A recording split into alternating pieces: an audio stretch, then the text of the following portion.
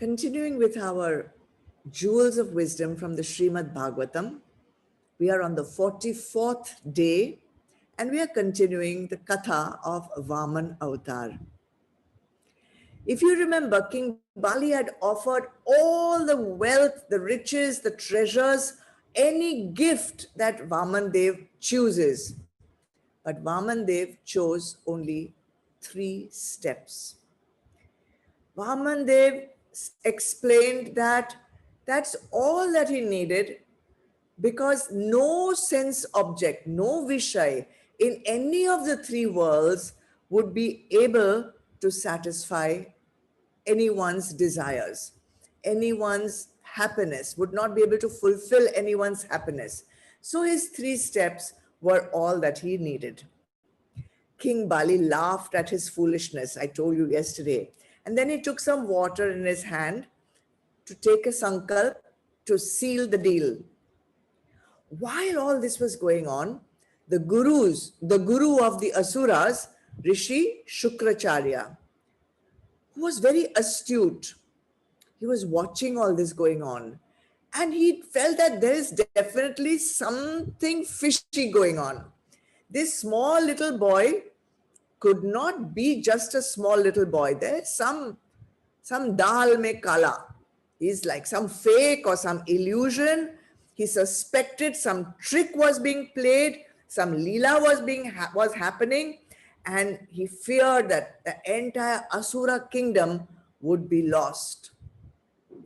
On thinking a little bit more and contemplating on the problem, he recognized immediately that this small little boy was actually Bhagwan Vishnu.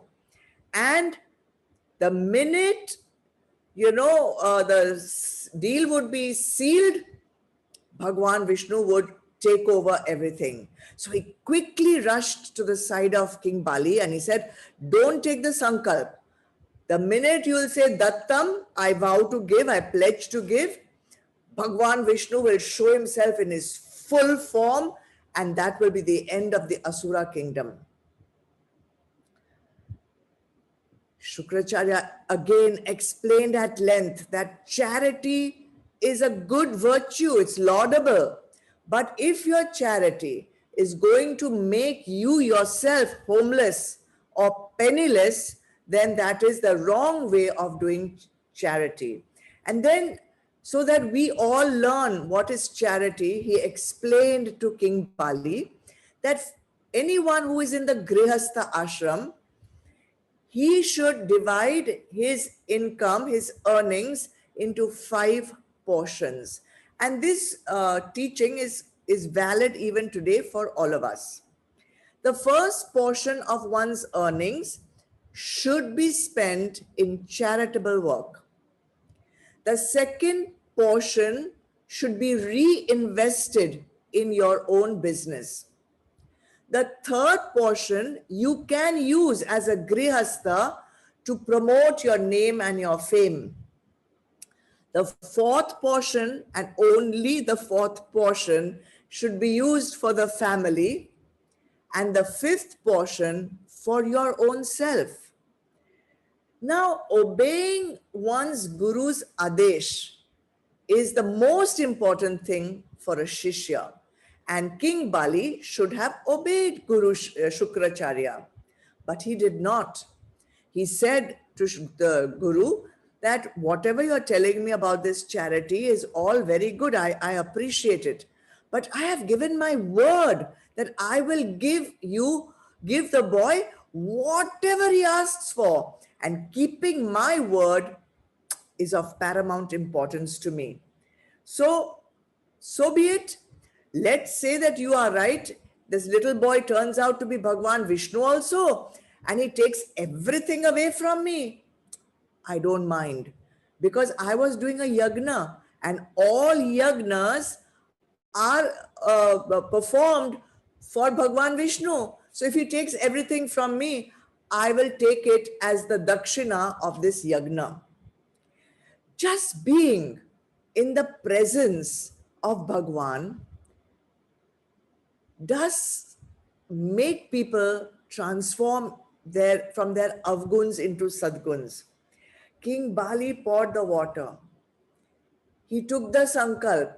He said Dattam, and immediately Vaman Dev transformed into Bhagwan Vishnu.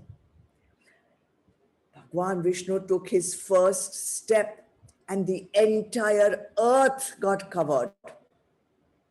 He took a second step and the entire Swargalok got covered. He already had earth and heaven.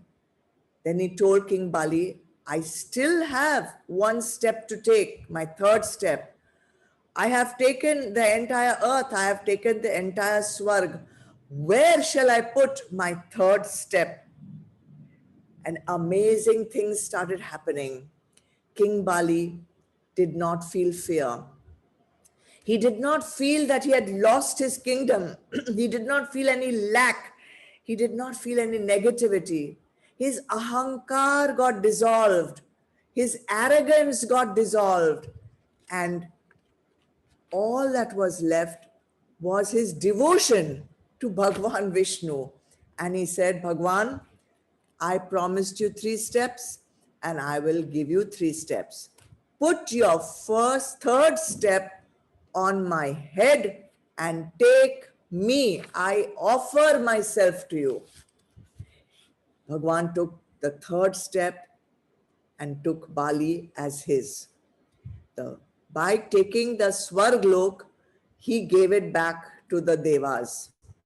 He freed the earth from the Asuras by the second step. But do you know who was the biggest beneficiary of this 3-step deal? It was King Bali. Why? Because now King Bali belonged to Bhagwan Vishnu. Bhagwan said, now you are mine. And when you are mine, I take care of you. I will take care of you.